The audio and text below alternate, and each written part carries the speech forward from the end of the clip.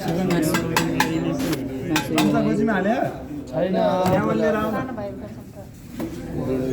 अनि सफा गरिहाल्नु पऱ्यो त्यहाँ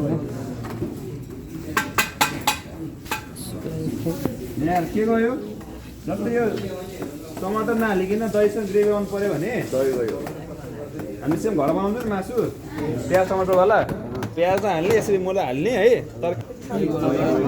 यसमा चाहिँ अलिक कम हाल्ने है त्यो गयो त्यसपछि के गयो जिन्जर गार्लिकको पेस्ट गयो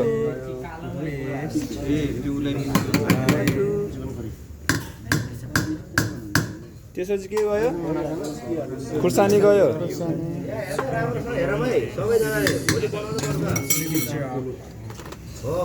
बेसार गयो अनि रोगनी गयो त्यसपछि धनियाँ मैले धनियाँ के भन्छु करियर बन्नु पर्छ धनियाँको मात्रा बढी अरू जस्तै कालो जिरा धेरै भएपछि के हुन्छ कालो हुन्छ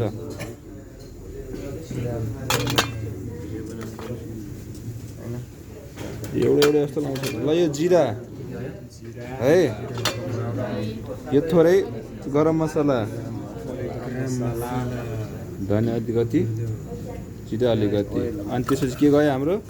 होल गरम मसला गयो ल तेल खै लिएर आयो तेल गयो तेल गयो नुन त हाल्ने नुन नहाल्यो कि अनि थोरै के गयो तेजपत्ता गयो अब माडाला माडिहाल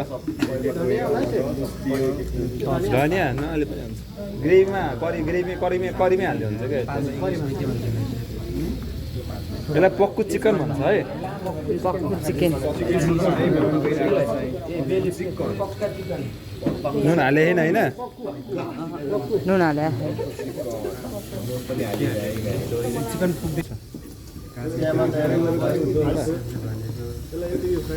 नुन चाहिँ पछि हाल्ने के त्यस्तो राम्रो कलर आउँदैन नि त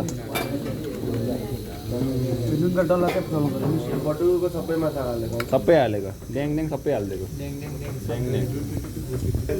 चिकन पक्कु